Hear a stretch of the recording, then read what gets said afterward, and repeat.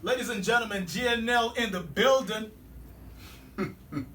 Welcome home, first of all. It feels good to be home, first of all, Yeah. and just being here alone for the very first time at a black-owned station. Black-owned, proudly, black-owned, Yeah. Proudly Ugandan. Proudly Ugandan. Over titulating, over Tidal, over Tidal, I don't know. Tidal, You're going to tell Tidal me. Radio. Tidal Radio. Tidal Radio. We are right here at Tidal Radio representing, and it feels good to be home. No doubt. First question first. Give us a background, G.N.L. I mean, this song is like from your first album. This is like the first time people heard you. Do you know what's funny is every time I drive through Kampala right now, I remember exactly the stories of what I was going through when I was going through the streets. When I wrote Koi Koi, it wasn't far away from where the station is actually, where it's positioned. Mm-hmm. I used to walk on this very road, probably reciting those rhymes in the night when I didn't have the money for border. Those stories are what we're living for right now. Exactly. So, where were you at? Like, where was your mind? You know, what was your mindset like at the time when you wrote Koi Koi? When you made this album, Koi Koi, Readers of Life? So, when I wrote Koi Koi, Readers of Life, I was like going through my third journey of life. I lived here before, 150,000 years ago. 150,000 years ago? 150,000 years ago, we lived among a community of Banyoro. And this was way before. This was way before Buganda became Buganda. This was way before the very first spaceship of black people that came over here. Mm-hmm. I was among that. I was a part of that. By the time I wrote Koi Koi, by the time I wrote Koi Koi, what I'm trying to say is that I've lived several different lives. Right. That the life that people relate to right now, the one that they know of as G.N.L Zamba, is me reliving another life. I've been reincarnated a couple of times. So, all right, cool. But if you're asking about my lifetime, the one from my childhood and the mindset that brought this album. Your mindset when this came out. Yes, when this came out, I was actually struggling. People talk about struggle, but this was my struggle. My struggle was. You were in the struggle. Yes, but not the struggle, but really struggle, the one which people are talking about right now. My struggle was, I always have very brilliant ideas, but it takes time to explain your ideas to people. To articulate them? To even articulate them or to give people like, it's like trying to teach find X to a person who hasn't learned the algebra. Who has like no idea of calculus? Calculus at all, algebra basically. Okay, so Koi Koi comes out. So Koi Koi was basically me trying to retrace the steps and find out. I knew that hip hop was lacking marketability because everybody was trying to rap and be like a New Yorker, or trying to rap and be like Doggy Style, Snoop Dogg. Are you talking about English rappers like me? You're not an English rapper. You're actually on alone that raps in English. You're not English. You get? Yes, I'm not English. All right, but also we'll get back. Just let me digress a little bit. Yeah. There's this whole English and vernacular speaking rappers, and I feel like there's a little rift. There's a divide where you guys are not authentic. You rap like you're not from home. But our content is actually. Very I'm not trying to get you on the defensive. I want you to first try to understand where this is coming from. Right. Because this affects both the people that rap in English and the people that rap in Luganda, both of them not understanding exactly what I think the game plan is, the real game plan, the winning formula for us to win authentically. Yeah.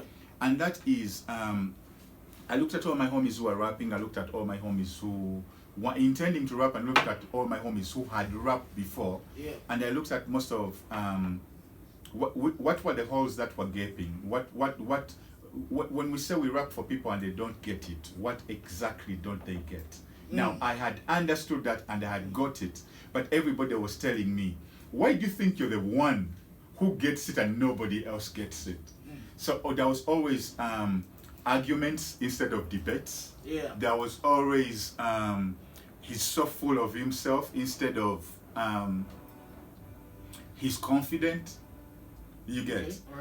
There was so I always struggle that in such moments I just become reclusive and I become a hermit. So by the time I wrote this album, I actually went back to my one-room Muzigo, which is not far from this place where we are right now. Like we're in Chisasi. We're in Bukoto Chisasi. Bukoto Chisasi. Yeah. So I went back to that car one room, which had a mattress on the floor, and I didn't have a radio, I only had a computer, and I had headphones, and began writing this album. And this was one of the first songs that I wrote of that. Koi Koi Riddles of Life came out on Platinum Entertainment. Came out on Platinum Entertainment and Baboon Forest Entertainment, because when Shadrach was offering us a deal, he was also one of those people who I tried to convince so much that I had the shit, and he did believe it until he had it on radio. You get me? Like I used to find him always like DJing a rock night, and I'm like, yo, dude, I got the fire. I got the fire. I'm the shit. And this went on like for some time, and he was like, hey, you know, hey, people got the fire, hey, you got the fire. You know how he talks. Yeah, I know it is. But it wasn't until he had me on radio that he believed. Like so many people don't believe until the very, very, very last until the artist has like struggled. Can I get some more? Yeah. In my headphones. Can I get a snare in my headphones? You need a snare in your headphones. No, I need I can't hear myself. Are you there? Yeah. Turn it up a little more.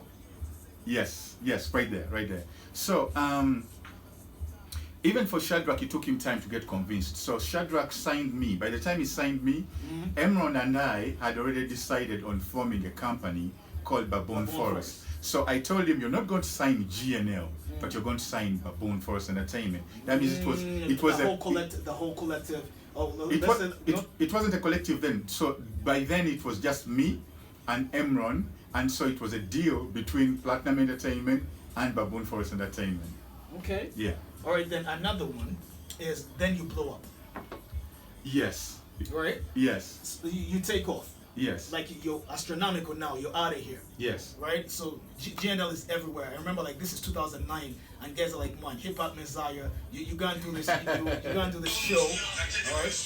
Hey yo, turn off your phone, nigga. Who's doing that? Okay, let's go.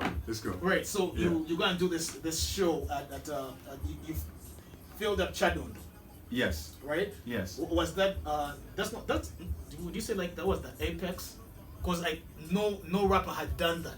Oh yeah. So to many people that was the first prophecy coming through. That was Jesus walking on water. So who made the prophecy? I made it. Oh, you foresaw it. I foresaw it because I knew it was always there. But for even that show to happen, I had to first go talk to several people and tell them, you know what?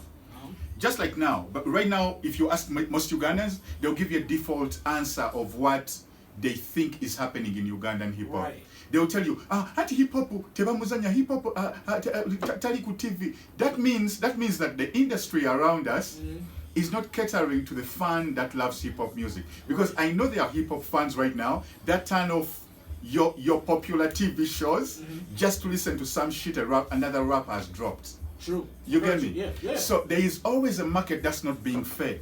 All right. And for the first show to happen, this is Jesus telling niggas. I'm not calling myself Jesus. This is Jesus telling that nigga Peter, like yo Peter. Yeah. First leave that fish alone. Dude, we're gonna be earning at least $1 million. That nigga is like, I'm like, dude. Nah. He's like, nah, man. Nah. I'm like, dude. The guy works at Sulemitwala Sato, but if you come work with me, right, and become my manager, tugenda kufuna obukadde bubiri, at least obukadde bubiri. You know, like we got like people out there who don't understand Uganda, right? I don't care. Fela Kuti, I don't really care. Fela Kuti said it isn't the role of the artist to explain himself. If I painted a picture right now, if I painted a picture right now and put it on the wall, it's up to you to find out your own interpretation. All right, cool. Yeah, I don't. Fair enough. Yes. Yeah, I'm still explaining. Like if a nigga painted the Mona Lisa, I'm not going to go ask Da Vinci why the eyebrows are. It's not a smile. It's not a smile. Why did he make a smile? Like Da Vinci's out of here already. The painting is over there. So it's up to you. So I'm living in this. This goes back to the point I was telling you about before. We were lacking the authenticity. So even if you rap in English, but you're rapping about Acholi shit, and you're rapping about Mbale shit, and you're rapping about Kampala shit, nigga, that's authenticity. So that was lacking on both ends. on both ends, whether they were speaking in Luganda, whether they're rapping in English or they're rapping in Luganda, the authenticity was missing. Just to cut you off a little, the authenticity being able to relate to the listener. No. Authenticity to even self, because there's some things which. Actually, we'll talk about. I have a question. Because you don't have to be authentic to the listener, but when you're authentic to yourself, you're going to connect with the listener. And here it is, at the highest level of self-expression, you achieve greatness of no limit. That's where the name I had comes from. figured it out. That's where the name comes out from. That's very true. But I have this is just like the like a little preface. Yes. So then speaking vernacular, which could be like maybe your most commercially successful. Yes. album, Yes. Right. Yes. Now you're doing numbers now. You're selling what they call like records. Now that shit made the Chadondo shit look like an anthill to a Renzori. You know why? Like a teardrop in the sea. A teardrop in the sea. Okay. You know why? Because for Chadondo, the first show was me and Balama Shadrach sharing on profits with Emron.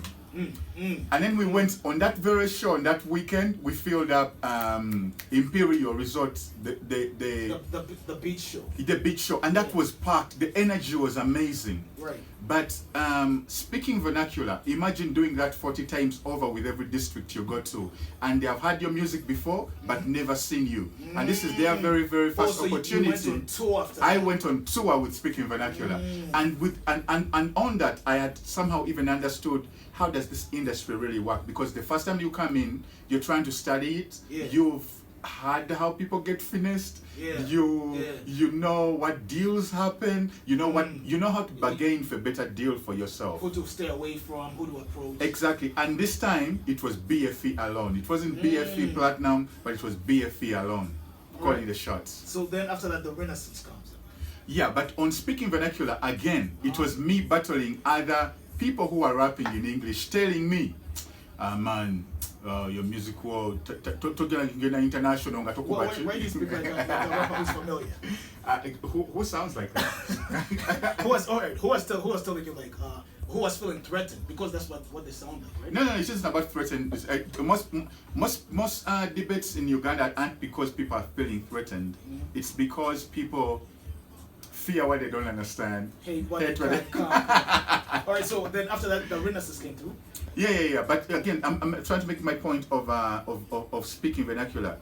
It was me again being defiant. I remembered all the moments that I was told not to be myself in order to try to fit in, yet I can stand out by not fitting in. Right. That was me being in school. That was me battling the colonial mentality of our parents. That was me battling the colonial mentality of being in class. That make him wear a sack because that's the punishment for speaking vernacular. And then I realized that we rappers were being called wannabes, yet the whole society of Uganda was a wannabe society, especially the elites who had gone to school. Babeda or Balikus, Manya, Young and the Restless, they are dissing, that's life Mwatu. They are over trying to reach and tap a place which they are not. And I was like, you know what? Right. A nigga's gonna make you an album called Speaking Vernacular. Unapologetic. So basically, the album could have been blowing. Yes. The album blowing vernacular. Album could have been blowing vernacular, but I chose to call it Speaking Vernacular because you go back to school and he has been speaking vernacular. So it, again, very authentic to me. It's an authentic story, and so many other people relate to it. I love the album. Thank you. Like it has one of my favorite songs, Nyo Nyo Nyo. Oh, man, like, me too. We used to bump Me that too. song, Me too. Man, like I will never forget the time I was walking like I think like in a ghetto in Kawadagala, right? Yeah. And these hoes like were studying like Kakanka Nyo, and I'm like that's the shit right there, you know. So and then Renaissance, I Am Zamba, and Jimmy and Kala. Yeah. So again, Nyo Nyo Nyo is us. Because if I talk to you, I met you before I think I recorded my first joint. Yeah. Well, we've known like this what 2020, since 2005. Since 2005, yeah. I recorded this album 2008. Yeah. About 2008, around there. Yeah. So Koi is. I know. Speaking vernacular, Came out 2011. No. But I'm talking about the very first joint. Oh, the first one. Speaking vernacular didn't take a long time to record because I think I recorded the whole speaking vernacular in a space of about 1.5 weeks or 2 weeks. Okay. That was me going to Sam Lamara and I'd gone to record Nsiwe Kuba Blow. Then when I finished Nsiwe Kuba Blow, he played the beat for Nyo Nyo Nyo. I'm like, this nigga's I thought Nyo Nyo Nyo was Hans. I mean, I said Hans, right? No, you said Sam Lamara. Oh no. Okay, that was a mistake. I went to Hans to record Nsiwe Kuba because Hans again recorded Nsiwe Kuba Blow. So Hans makes me the beat for Nsiwe Kuba Blow, and I go over there to record Nsiwe Kuba Blow and Wuba Katambala. Actually, it was Wuba Katambala and Nsiwe Kuba Blow recorded on the same day. But when I get out of the booth, a guy drops fire, and I'm like, dude, you've been holding out on me, BTR. It's like nobody. I was intending to give it to Atlas. I'm like, hey, okay. All right. Is Atlas here? He's like, no. Okay, so we begin freestyling, and when we got the chorus, I step back into the booth. Now, that beat and that song is an entire G.N.L freestyle. No. You can hear if you're keen listener. Oh yeah. From like I did this and I'm gonna Yes. Okay. But if you're to listen to that Nyo, if you listen back to it keenly, you'll even hear the mistakes in it. Because sometimes when you freestyle, your mind is trying to organize lines, splice. Choking a little bit. Yes. Yeah. Okay. All right. So. And it's a choke, but prose choke different. The choke different. Oh yeah, like the musket. Right. Yeah. So that was meant to be the demo, and I was meant to go back to studio and re-record it. But because that was raw and authentic to me and the team, when I went back to re-record it, they were like, Binebili good, we don't like it, we want the other raw, and that made it to the album. Alright, there's a lot of stuff I'm going to shortcut you to, because like this album, this interview is based on two segments. Yes. You here, you before, and the now. Yes. So now we're still on the before, right? Yes. So we have talked about Koi, speaking vernacular, the Renaissance. Yes. Tell me about the Renaissance, Zamba, and Dreaming in Color, those three. So, to me, the Renaissance is... How would we define an African Renaissance? A shift, a paradigm shift. Yeah, like a paradigm shift in arts. Yeah. A paradigm shift in culture. Yes. Like an involvement. Yeah, but to me, this was my. I wanted to call the album just Uganda Yafe, but I also wanted to call it the Renaissance because, to me, I wanted a change in the mentality. Like we usually battle, most of our battles in the world and battles of the youth in our societies right now is because we are battling mentality. Yeah. We're battling mentality, and I so badly wanted a shift in the culture. Or what your president calls ideology. Ideology, ghetto mentality. So I'm like trying to go somewhere, but I can't go there unless I have the whole industry with me and the masses with me. Yeah. So it's I wanted to do Uganda Yafe, but what am I telling you about Uganda Yafe? I printed T-shirts. Now we have popularized the phrase. They don't even know where they got it from. But Uganda Yafe is Zamba, and the crew at Catalina. Every time I rap that song, we popularize that shit. No, but I had Uganda Yafe. Yes. It used to be like more of a freestyle before you recorded it. Before we recorded it, Uganda Yafe. So it was that kind of energy that. Right now, we have so many things that we've influenced in the culture, and that goes to show you the power of hip-hop. Yeah. And it's the same thing happening right now. We are trying to tell everybody that hip-hop is the most powerful force in East Africa, in Africa, and in the whole world, and in Uganda. We haven't even utilized an eighth of its power. So I'm like, this should be the Ugandan Renaissance. You get me? A shift in the art where we like turn everything, and instead of it being New York, we draw a border. Instead of somebody trying to draw a Superman with Pule, Golola Moses. Instead of like recognizing the boys to men in Bubayimbanyo, look at Mose Radio. Look at how this guy was killed and whatever. Look at how they all kill these vocals. So that's what I was trying to do in this particular album, and that was the Renaissance. Dreaming in Color is an album for it. which I think to me I've been writing since I was born. Yeah. It is an album which is a concept to me, and it keeps on evolving. So it was like a conceptual album. Yes. Because it wasn't like, you know, like your traditional hip hop album. No. And I'm always trying to escape the traditional hip hop album, because as an artist you're trying to define yourself and not put yourself in a box. Yeah, because boxes are very limiting. Yeah. One of the biggest songs of Andre 3000 is Hey Ya. But Andre 3000 is one of the best lyricists like ever in the world. You get me? But his best song is Hey Ya, which he learned after, which he recorded after learning 3 chords on guitar. Yeah. You're boxing in an artist to provide all this joy for everybody, and you're just trying to limit him to just bars and whatever, the tradition. I always tell rappers, like, you know what, like, think of yourself as an artist, not as a rapper. If you think of yourself as a rapper, you'll always be that 16 bars and a hook. 16 bars and a hook. You feel? Yeah. All right. So now, since we're just, you know, still back here, right? What comes to your name? Back in the yard. Back in the yard. What comes to your mind when I mention names like Mose Radio? I don't even know where to start that. Very short. Yeah. I don't even know where to start explaining that. Like, Moses Radio, the saddest thing, I was talking to Epas recently, the first time when we came back to Uganda, and we were like, do you know Radio died thinking that Ugandans didn't appreciate him? Yeah, but he was so detached, because that's the thing about being a superstar. Yes. But that is because the media and everybody who's photographing, and every time he goes on TV and what he reads online is telling him, I don't know, all the negativity in the world that could ever be put on a person. And Mose is like, man, I've trained like all these R&B artists to walk in my shoes. All the hooks that you listen to, even the songs that I've written that you don't even know that I've written for your enjoyment, have been like, as an artist you long to be loved. You get me? And I remember when I used to like get in fights.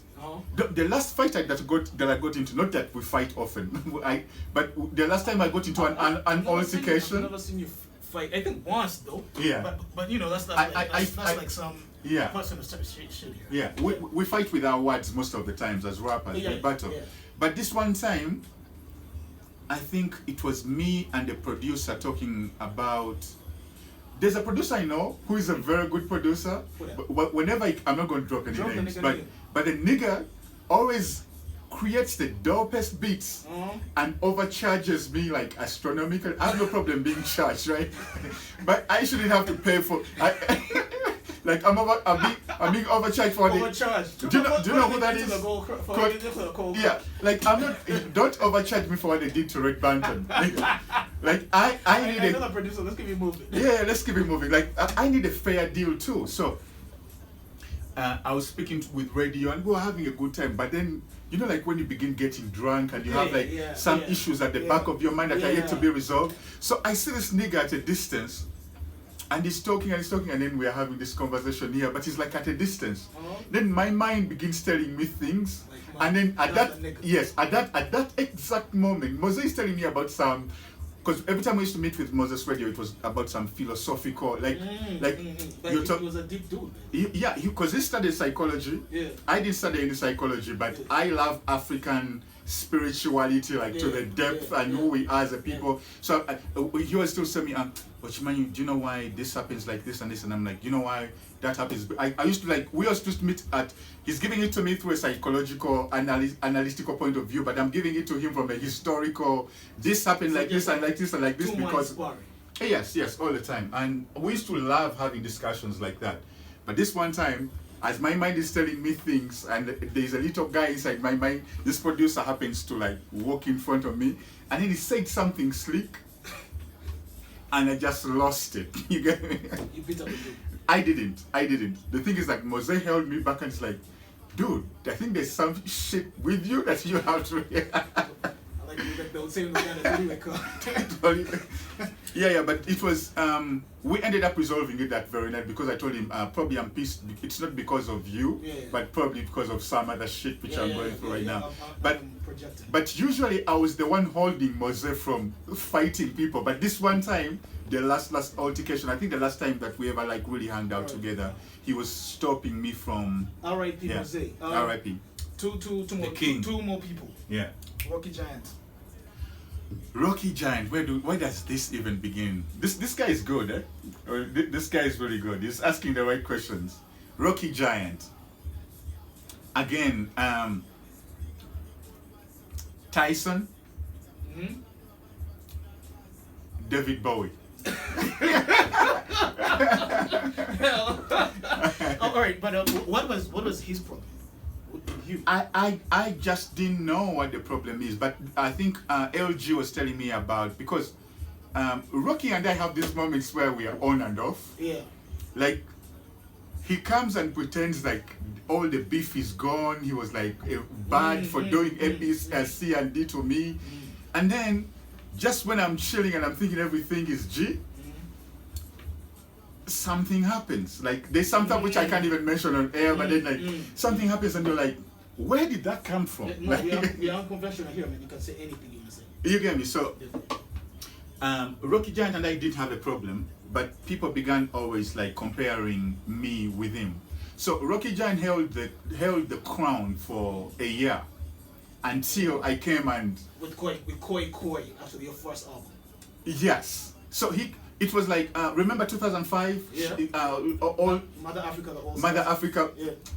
Actually, what's special about 2005 Mother Africa is the year before there was Palm Awards and we were in Munyonyo, and I told Jesse Junior Onyuta, I told him, you know, next year we're going to be seated over there, we're going to be invited. Because we jumped over fences, pretended to be part of the Munyonyo people, and then we entered the tent. It was a white tent. So we're over there, and then Lyrical G loses to Obsessions. And we are pissed. That was the year. We were pissed. Twali banyivu nnyo tugamba naye Palm Awards temutegeera muwa mutya award mujiwa mutya Obsession Rocky G. Yes, I'm taking you there. I'm taking you there. So that very year, no, the next year, I realized that I'm seated because Mother Africa was nominated at the Palm Awards in the hip hop category. The next year, so now I'm seated here. Rocky is seated over there. He's never heard of me. Besides, no, I think he had, because sport after Sabrina's, he had seen me like all over the place. But I was never the guy seated next to him. It was like the way LL Cool J used to tell Jay-Z. LL Cool J, they used to battle with Jay-Z. Jay-Z ngakuba LL Cool J. But LL Cool J would just be like, but I'm the one with the deal. Def Jam, nigga. Then he would hop in a limo and go, while Jay-Z would be there with his wood jeans and collect them and go back to Massey broke. You get me? So the same thing had happened with Rocky before. We had battled before, I think, like, but now he was like seeing me across the table, and I'm across the table. But usually with other rappers, it would be a thing of, hey man, what's up? We all here. Ogamba chifena tuli muchizimba tanya later. But with Rocky it was different, because I think that year he won, or him and Baba, I don't know who won exactly. Yeah. But I think Mother Africa won. Mother Africa won something, then Rocky won something. Rocky lost and he performed. Yeah, Rocky lost and he lost to Mother Africa, because Mother Africa won. Right. And he performed, and Babaluku also performed, but we just went over to collect the award. Now you know me, but my usual thing is that I talk a lot of shit. Right. Like I'm Muhammad Ali when I win. Right. I'm Muhammad Ali with a mic, or when I don't have a mic. When the cameras are on or off, I always say some slick shit. So maybe I said some slick shit. Right. But the next time that I met Rocky was Koi now taking off, and we at Mulago. Mulago roundabout. We are going to Gayaza to perform Gayaza Girls School, and he's in his Pajero, right? Yeah. And all of us are like piled, like all Baboon Forest diggers are like piled. Yeah. We didn't even have a van, it was a small car which I had bought from, I don't know, it was a Cube. Oh, Whistle, I think, yeah. I bought it from Weasel, yeah. So we are like 8-9 people packed up in like a small car, like, to go over a hump, I would have to first slow down so that we go over the hump, and you know. So Rocky first finds us at the first roundabout, and he's with this nigga on the side. He's like, then he laughs off, then he cruises. Then he stops ahead, waits for us at another hump. He's like, Mwana, mubonye bonye nyo. Then he cruises off roundabout again. I'm waiting. Yeah, he's like taunting us. Yeah, yeah. Then the next time that he came down, he put his window down and I was like, Fetugenda kola go genza kweba ka tedi akuita kusho. Then I put up the window and then sped off. So we meet at Street Jam again. You get me? Street Jam, and we are behind. But you know, I'm a very humble person when we meet in person. But when it's about talking shit, I expect people to talk the shit and receive the shit back in it. Keep the same energy. Sagala nkujerega to nyige, nange bwonjerega sigenda binyigira mo chitegera. But this time I'm at we are backstage at Street Jam. And Street Jam, even before I got there, they are booing people off the stage because they want to listen to G.N.L. Right. Whoever touched that stage was being booed because they were waiting for the Baboon Forest niggas and G.N.L perform Koi Koi Nevigendera Ko Aniel Yamanyan whatever. So the Street Jam people, I don't know if they did it, it was their trick. They're like, they say, now, up next is G.N.L. Hey! The crowd screams, and then they're like, but before we get there, there's Rocky. Okay.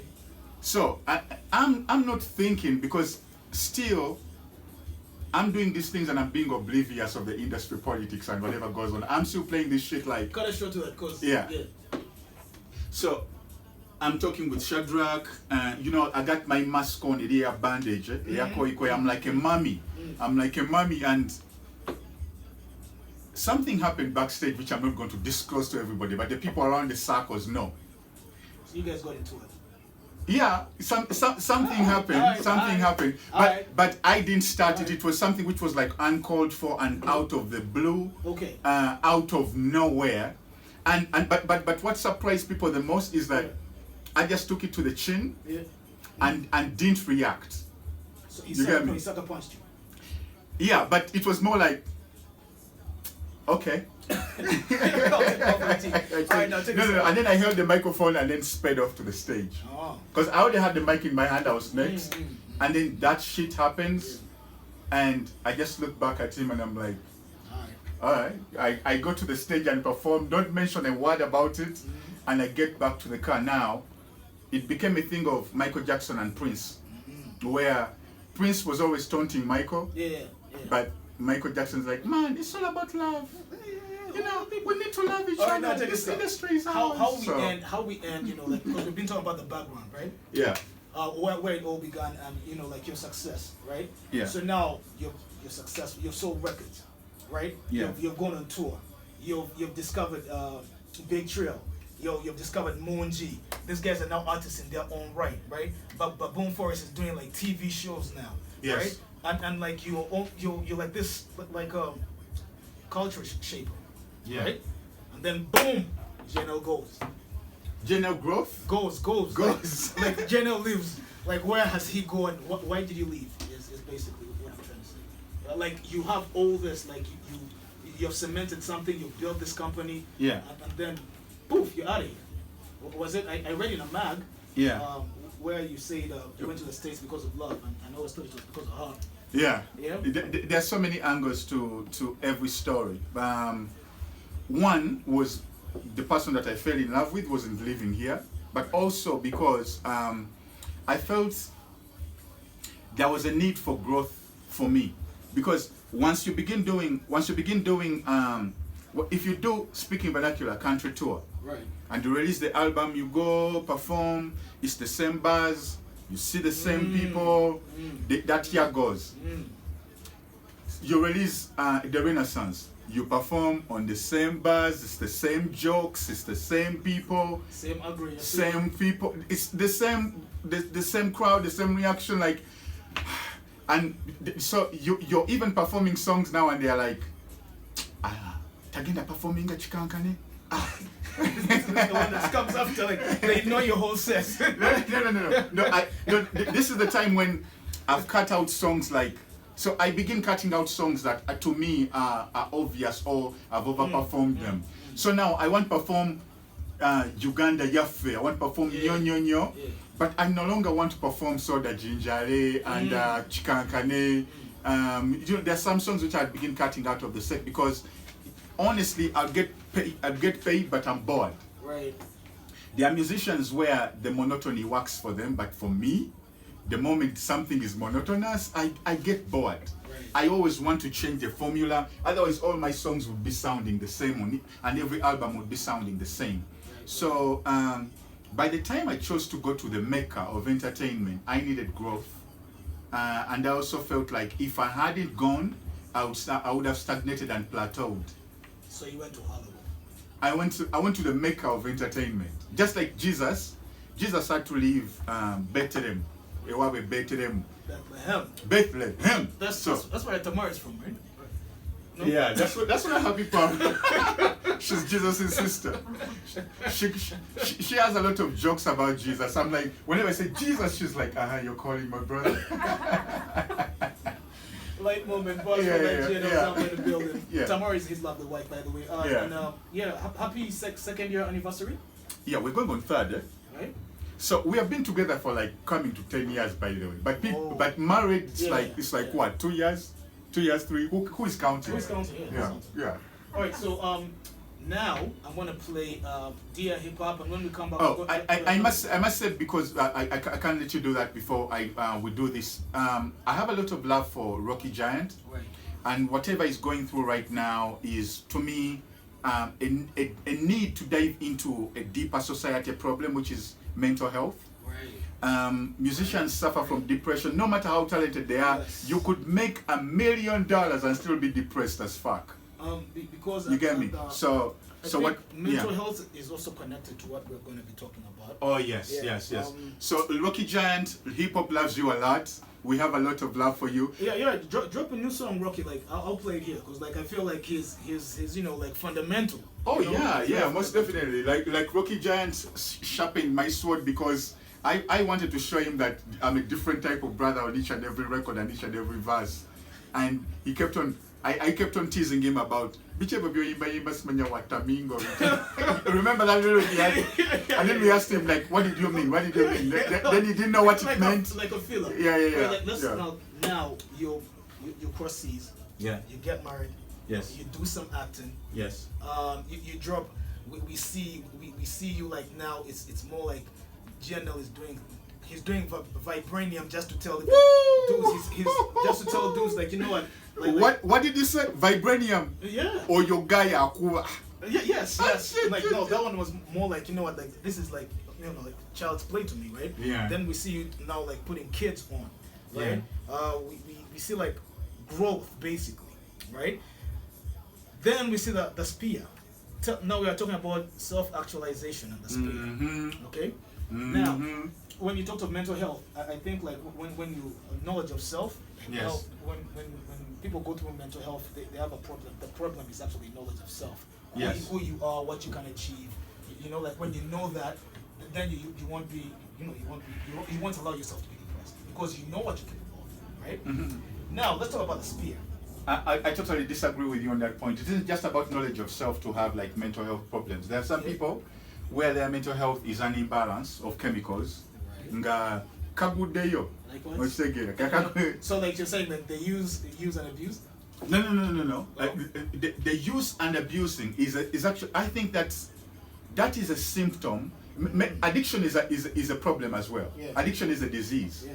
So you find that in Uganda, instead of diagnosing the problem of mental health, we blame it on drugs. And I usually hear popular musicians as well, whenever somebody has a problem, they immediately point to drugs. Well, drugs might play a role, but there is a need to diagnose. Like, don't tell me our society does not have mental health. No, what I meant. Yeah. No, I'm telling the musicians always blame it on drugs. I'm not saying what I meant with knowledge of self and mental health is like we all have voids, right? Mm-hmm. There'll be spiritual voids. There'll be voids. If you don't know what to fill those voids with, you will always look for something else to replace it. But once you know what the void is, you are like aware of who you are. When you're aware of who you are, you know how to overcome this.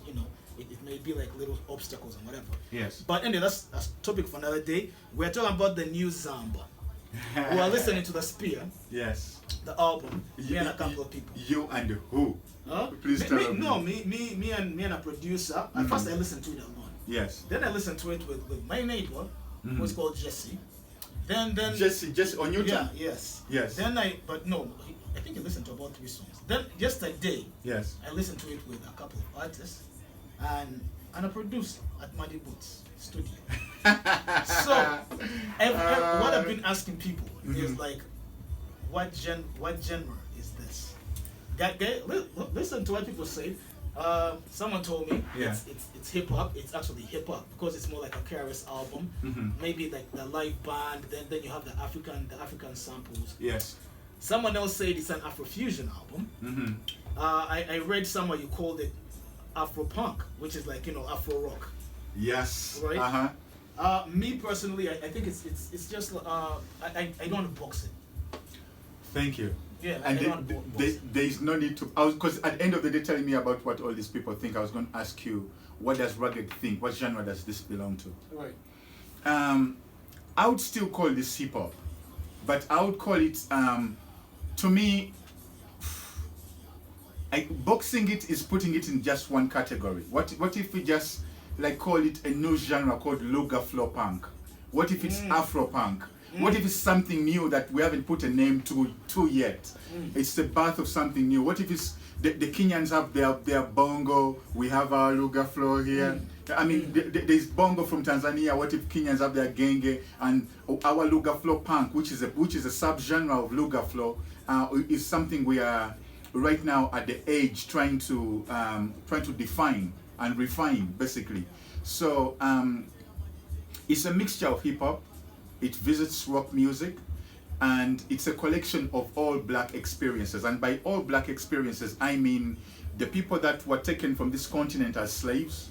It has people from North Africa. It mixes Mansa Musa, Shaka Zulu, Malcolm X and the Black Panthers, Little Richard and Jimi Hendrix, the founders of rock music in the world. Most people think rock music we have a Zungu, yet rock music is like started by black people. It's a mixture of poets that I admire, like Jill Scott Heron, Langston Hughes, Mbuli from South Africa. Remember KwaZulu Natal, those songs we used to watch as kids. Like, it's a mixture of all of those experiences, putting them on one album. That's exactly what someone told me. That's what Jesse said. It sounds like a traveler's experience. Yes. Right, because like starting from the first song, the Return of Caesar. Then, you have like guys wouldn't even tell like if like some of the African samples you have there sounds like maybe you went to Mali and recorded this. Then you went somewhere here and recorded this, right? Yes. And it sounds, I think it's a very diverse album. Yeah, you have Congo, you have Mali, do you know, people remember Pele for just playing soccer? Yeah. But the most racism you can ever find in the world is in South America towards the black people there. Right. So most of us don't even know that we have black people that look like us, because every soaps we take up TVs affair, and all of us think, when I watched Wild Rose or watched Salvador Maria de Los Angeles, I couldn't even think that there was a black person in that country. You get me?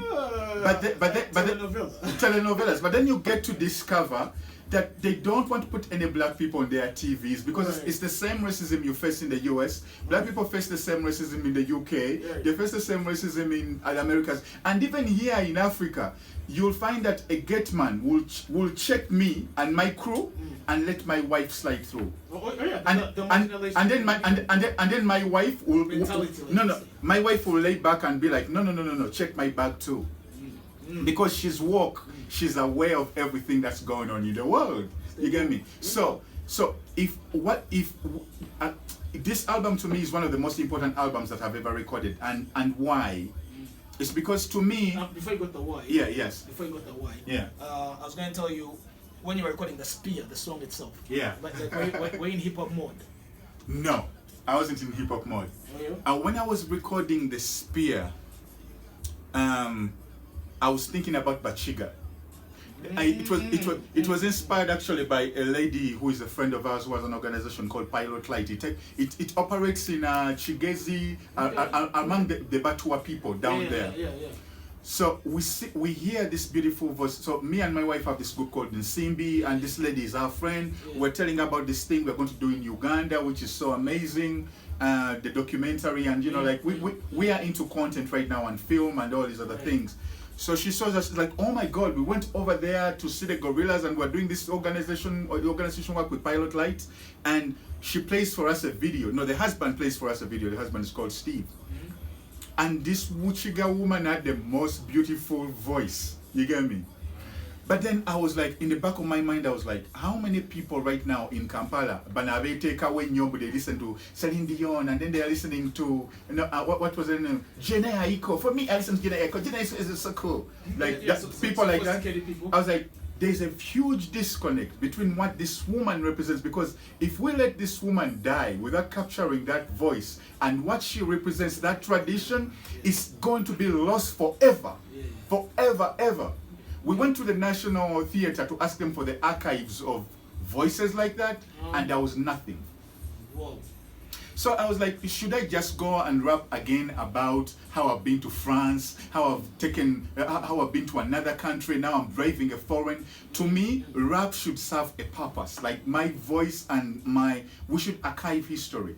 And the way to beat racism, the way to beat all this economic inequality around Africans is to teach Africans who they are, so that they are proud of their roots, and from that you can construct anything. Which brings me, you will even not find a corrupt politician if you teach them who they are. Which brings me to my two last questions.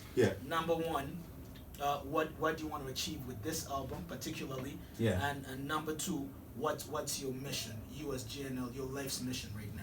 So let's begin with Despair. When Despair, the song, exactly, I'll tell you, I was inspired by Western Uganda. That's why I begin by Oli the Chitagururo. When the very first things that I mentioned. I like but I'm thinking about the drumming. I'm giving you the pattern of the drumming, and I'm taking the people who have never been to Africa to this place that they can call home. I want them to reinvest their money here. I want to give these people who have been told that they are less than. I want to remind them that they are kings, and a place like Uganda, you find all this beauty, you find all this music, and you can invest your money here. They are less than. When you say that, you reminded me of like some jokes I used to tell about a guy sitting on the shotgun side of a car. But scrubs. But so this is what you want to achieve with this album? No, what I want to achieve with this album, what most people don't understand, all the stupid people attacking me, I call them stupid because nowadays I have very little tolerance for stupidity. Trivial stuff. If you comment on something without understanding it, to me, you're commenting in a place of ignorance. Right. You get me? So, what am I trying to achieve with this album? I'm trying to unite the whole Africa and all her children all around the world. Total Africa. Yeah. Now that's not a very simple task. You get me? It's not. Because for most people, it's like fighting a war, and most people just want to fight with Bakadogo Cap front line. Okwate mundu nokola boti, no mufumita ne musket. But I'm telling you that this game that we are playing, the other people that we are playing this game with, that we still think is a joke, already have the whole game board budget from like up here. Then they are like to president what programs are they running? Their population is increasing, eh? Okay. They're like, okay, now let's give them birth control pills. Then we come over here. You should take care of your family. Then they begin birth control. So I'm trying to tell people that there's a game being played. And this game is not, like, you need to lean further from the canvas to see the bigger picture. So basically, you're trying to wake up Africa. Basically, and it's not, what I'm doing is not new. But I understand. There is a dream of Marcus Garvey which was to unite all black people all over the world, because we are some of the strongest people in the world. But we have been put in a position where we have been told to be servants. Exactly. Like Nas said, we sleep on our own, on our own potential, or we don't know our self-worth. Yeah. Thank you very much for saying self-worth, because when you know your self-worth, you will not think of stealing from your people to hide the money in Europe. You feel? Because you love yourself, and you know that your people deserve this. So until, if we don't heal that disconnect, that reminds us of Africans invented medicine. Okay, Africans can. If you know that Africans invented medicine, you're going to respect Emukala Kasa's work, so that you can help him market it better, so that the kids can produce apps that help a Mumbwa seller sell their Mumbwa better.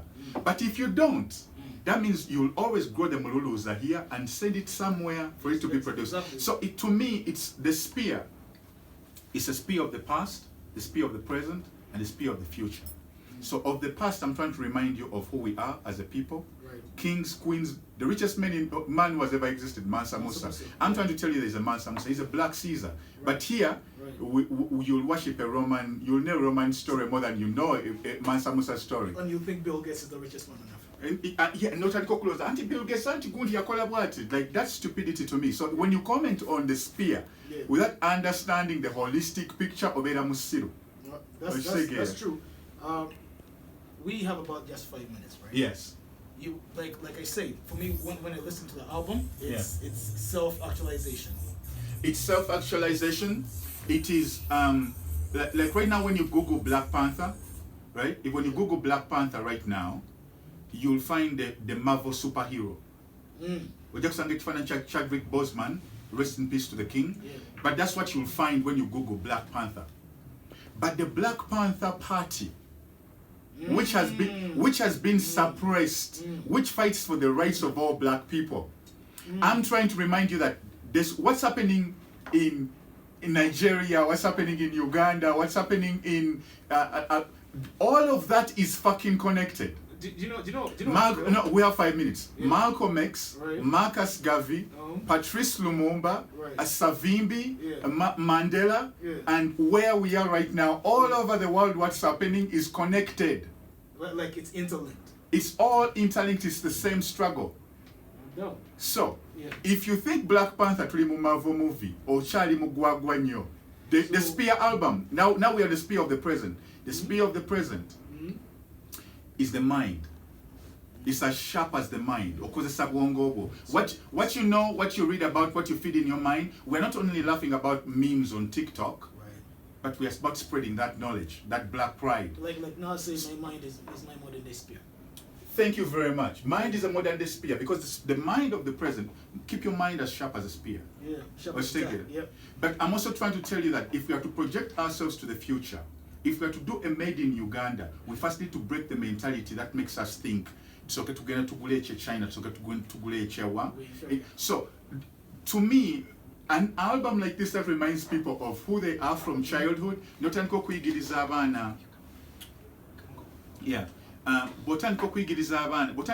abaana what this symbol is. There's a symbol that I usually wear on my ear, and it's an ankh, right? Right. And the symbol of the ankh is a symbol of life. Right? Right. How many Africans even know what that symbol looked like? If I don't turn around, if somebody doesn't zoom to my ear, they'll always look at that symbol as there's a huge disconnect between the knowledge of our great-grandfathers who are here. Our great-grandfathers, the knowledge that they have, all of that right now can inform us to become the greatest civilization there has ever been on earth. You know, like there's something you say. I have a bar. You know, like sometimes I drop bars. I go like, man, will this guy's get it? So I have a bar. I'm like Huey. I'm Huey Newton, Mint T'Challa in Wakanda, and I'm like, will these guys get it? Huey. How many people? Two Black Panthers, right? Two Black Panthers. Exactly. Yes. And at the end of the day, that's the thing about rappers. When I talk about self-actualization, that's why I'm telling you. You know yourself. You know where you're from. You know what you want to do. Yes. That's why I was asking you, what's your mission, right? When I ask like a lot of young rappers, like, yo, what's your vision? What's your mission? They tell me, man, I just want to get the bag. I'm just in the bag. and we used to be like that. Get your bag, Leo King, but at the end of the day. But we used to be like that, like where like the end goal was to get a pyramid in Mukono. Like, man, I get that. You remember that? Yeah. Guess. Tell, you see, I used to talk about the shit that I want to build. Right. So even then. Not gonna live in a pyramid. She doesn't want to live in a pyramid. I'm going to build a fucking pyramid in Mukono. But tell you what though. But like at the end of, if you don't know what you want to do with yourself, you will always waver, right? Yeah. And that's the thing. Like, how do we shift? How do we make this kid see the people online? Yeah. Right. When I saw people saying like, man, you're here talking about the Spear album, you're not talking about like what's happening to Bobby Wine. I'm like, listen to the nigga's album. I'm like, have you heard the album? Yeah, listen to the album. That's what he's talking about. Okay. So how are we going to, first of all, make people pay attention? Because that's the thing is that you don't have to make everybody pay attention. That's the mistake we usually make. Like as rappers, you're talking about like, okay, we're talking about why rap is one of the most strongest forces in Uganda and East Africa. Why nobody has realized that power or tapped into it is because they don't know that a rapper like Rugged connects a Huey P with King T'Challa. Right. And we can triangulate all this knowledge, and because our genre is informed by knowledge. So whenever I'm rapping at Magezi, I don't feel challenged. It doesn't entertain me. So you're rapping about T'Challa, and no, we're not going to go there.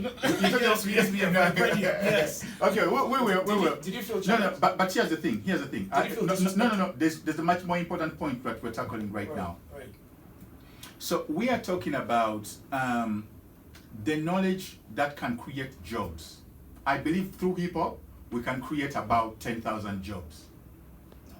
You get me? So to me, hip hop, if it has underutilized power, right?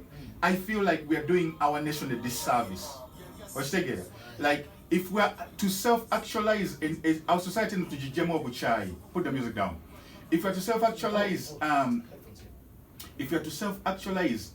industry affair, society affair, G.N.L Buchai, we need to look at what African spirituality is really about.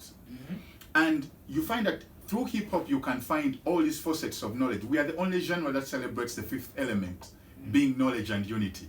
So right now I believe I've gone through all of them.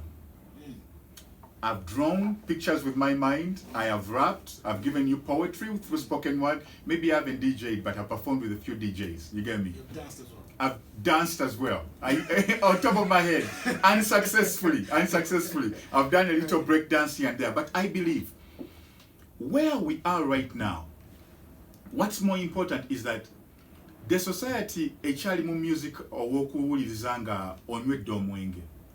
You get me? And I'm not against that at all, because I have songs on the album which are also about just having a good time. But at the end of the day, what do we have for the mind up here? Because the Chinese kids, the Jewish kids, the Caucasian kids, and everybody else's kids are making sure that right now they are preparing their own for 100 years to come. So are you telling me that the child I'm going to have is going to be a slave to somebody else? I can't let that happen. Because I love my nephews so much, I love my people so much, to not warn them of what's happening. So the spear of the future is how do we construct a spaceship in the form of a spear? If the spear is the most aerodynamic shape that our ancestors ever gave us, how do we project ourselves to the future? No, all right. What tea have you been drinking in Hollywood, man? I've been drinking all sorts of, but no. Here's what always surprises me about my niggas. You just mentioned that I told you about constructing a pyramid in Mukono. 2008 or 2005, even as far back as that. You know why? It isn't because I want a pyramid to just stay in. I want a place where, what's our version of a Parthenon? The Greeks used to gather around a place and philosophize and talk about things. Yeah, our version would be... What's our Parthenon? Would be from...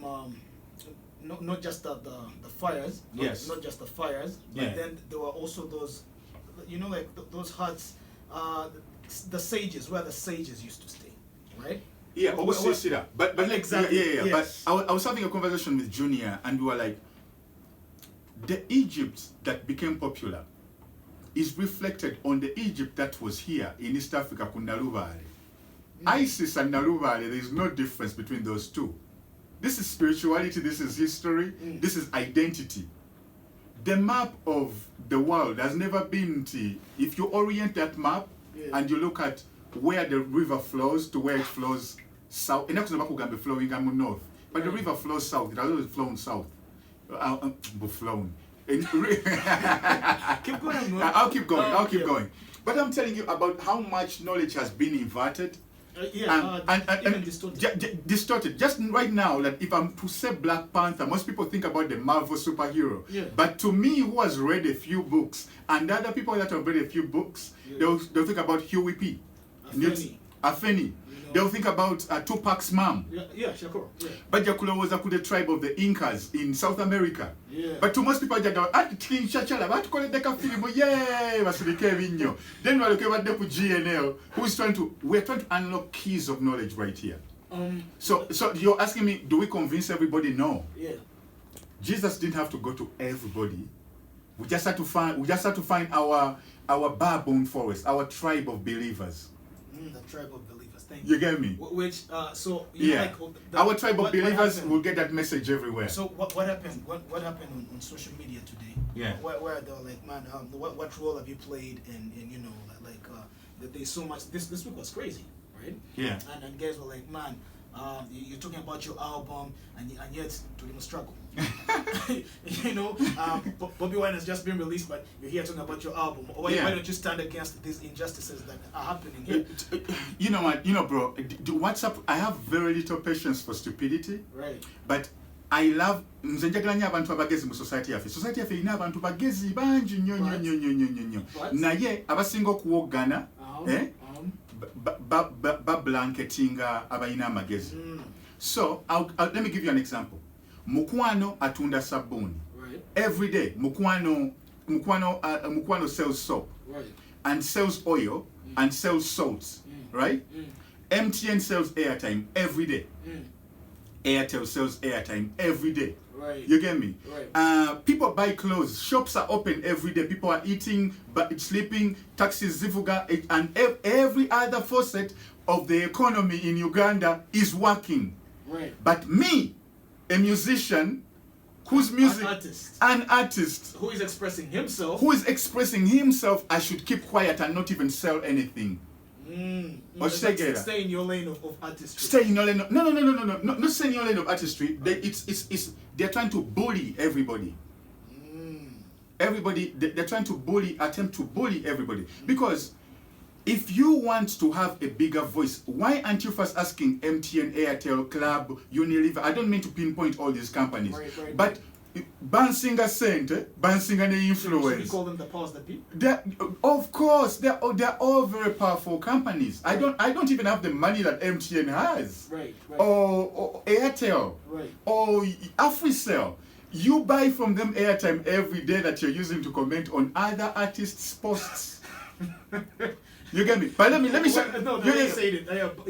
You buy your MPs from MTN, but then still you have no problem with MTN, but you have a problem with MTN, Airtel, Africell, all of them have been quiet. This goes back to the same problem that we are talking about, mental enslavement. Because black people in the ghetto would rather shoot another black man, but will let a white man, a white girl, an Indian, but you look at a person that looks like them, alimu struggle nabonga, they are struggling kufuna muka sente, kulisa abewe, au yogweba joku dako, ate ali nabo. Can I do a spin in the works there? Yeah. When the black No. Let me complete my point. Sorry for this. Let me first complete my point, because that's point number one of this whole equation that we are looking at. This animal that people are not understanding. We are looking for a way of voicing our frustration, but we're turning our frustration on the people that actually have always spoken for us. I've always tried to save people's lives through songs like Ensiwe Kuba Blo, through Story ya Luka, or whether domestic violence. I have saved some lives. That most of those songs were not meant to make money. But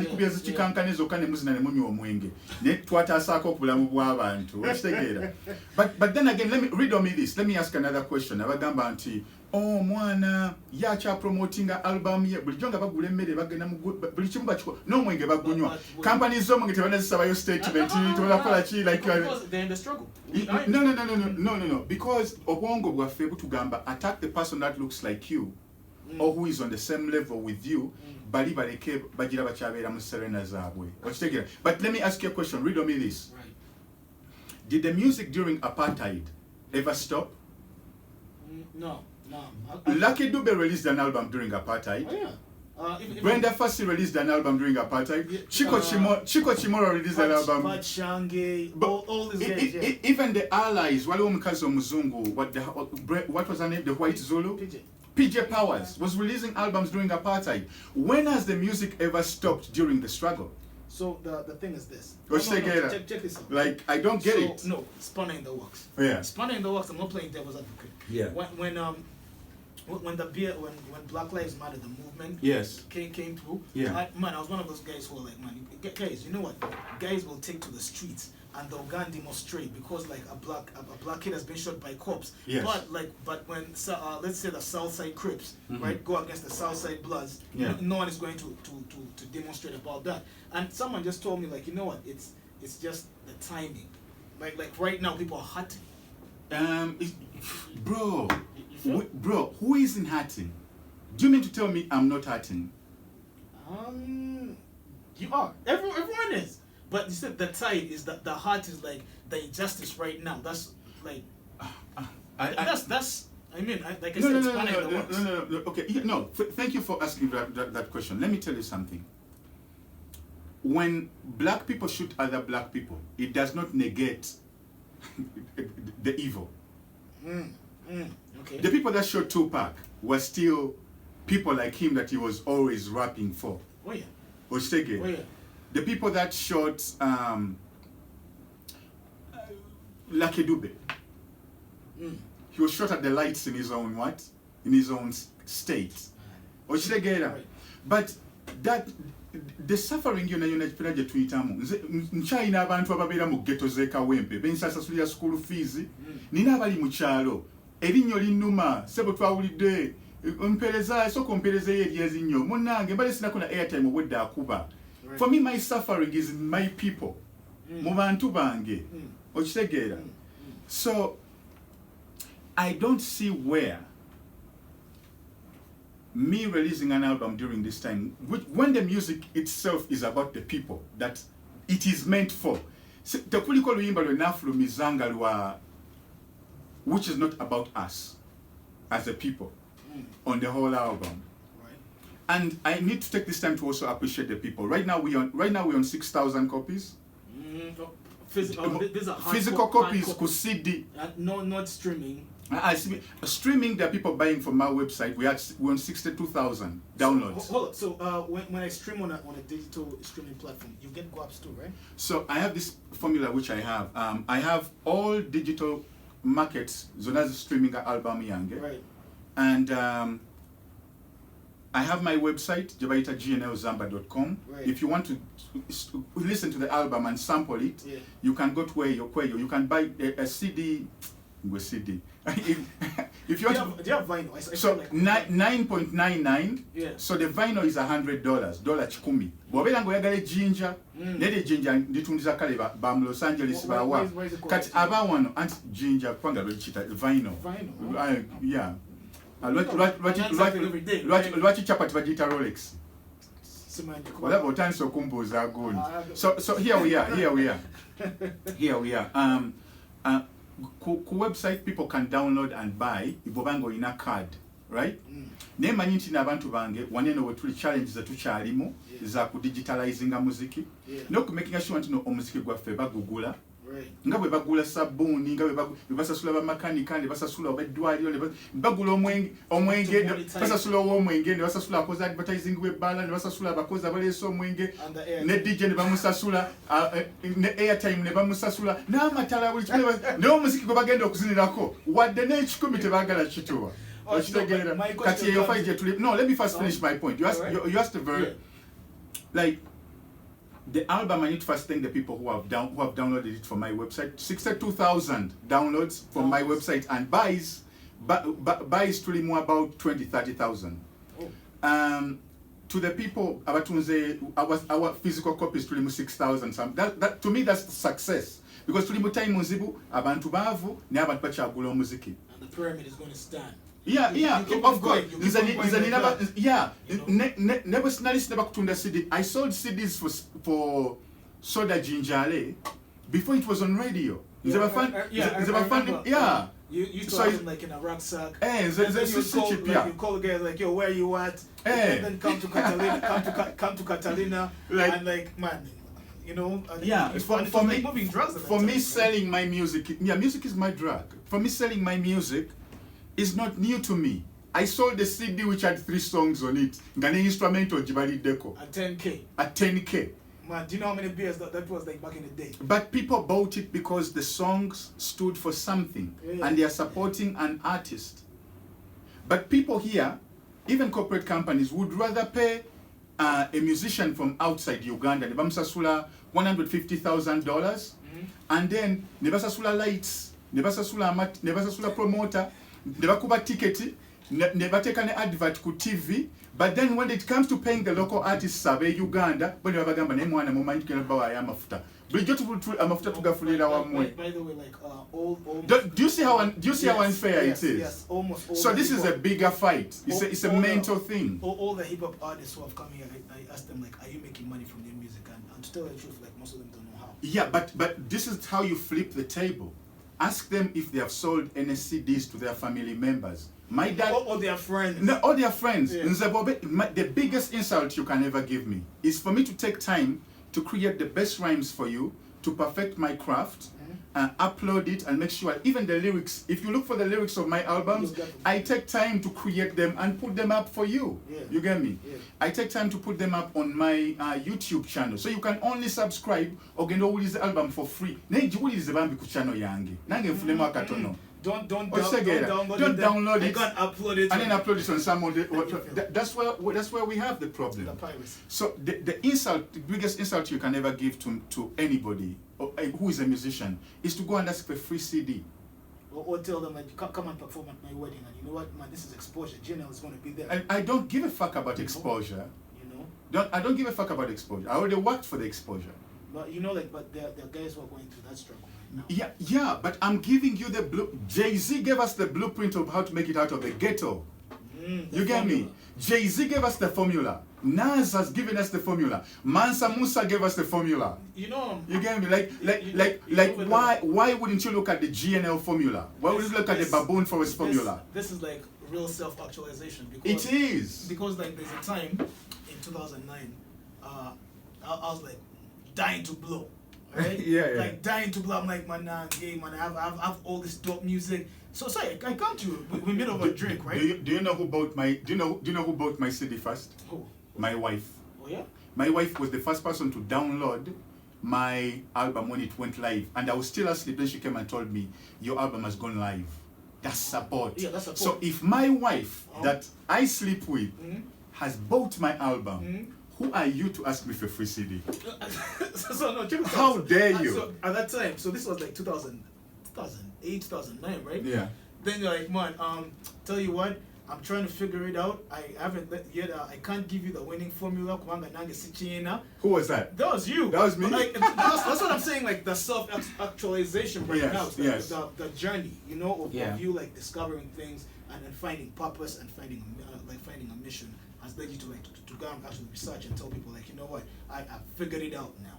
You know, like how Jay-Z says, like, man, it takes a person to first go and like first get those arrows from the cowboys, then you run back to the tribe and be like, there's like lots of them over there. Yeah. But this is how we'll do it.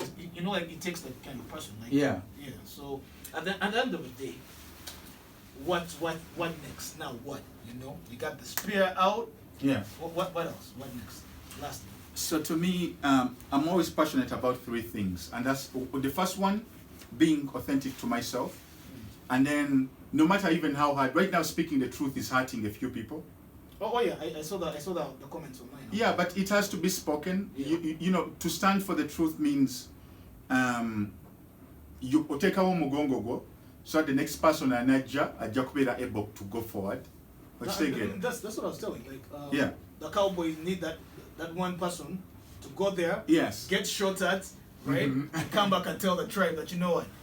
But I've seen a couple of like I've seen like some places we can circumnavigate. Yeah. You know, so I see you in that position. Yeah. So for me, in my position, what I'm most passionate about is building a baboon forest tribe, and in that tribe, I want just find a collective of creatives, because right now nine milimo mingi nnyo eziva mu Los Angeles nga tetutekwa kusasula nga abe Los Angeles that I hire.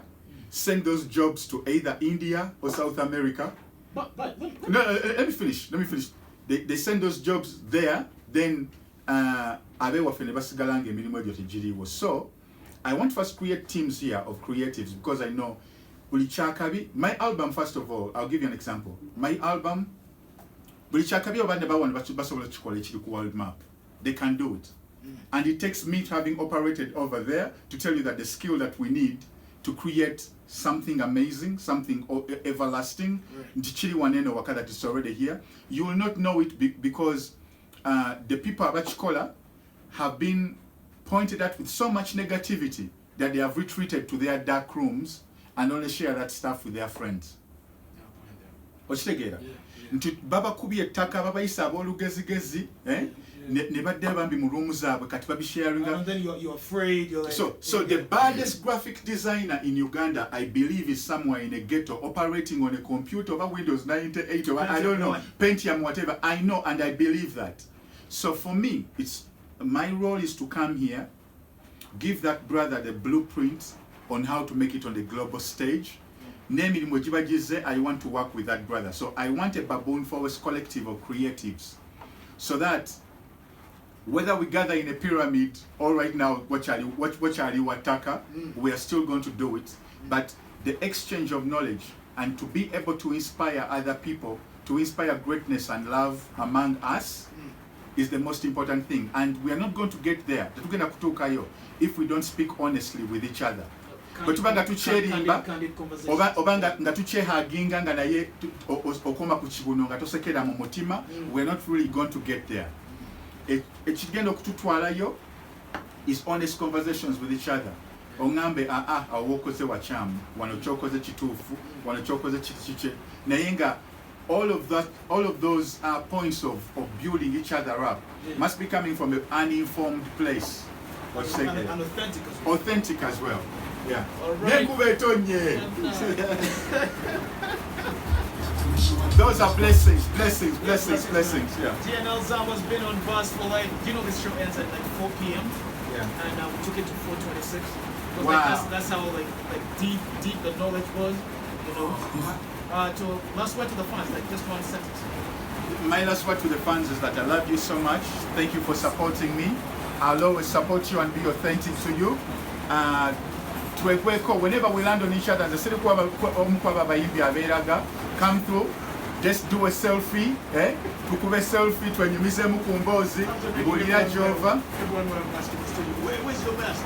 Oh yeah, everybody must wear a mask. I have a baboon forest mask since we are almost concluding the show. You have time to get it in. Yeah. So all my fans, I love you so much. The forest is forever. Mr. Content, Chapa Kubuli Continent, or Baboon Force Entertainment, and see me to be able to bank statement. Never just one moment. Njakula than silly just great, but that you and I can be magnificent. Thank you for listening. You heard the man, Boss for Life, on the outlet there. Peace, love, and love.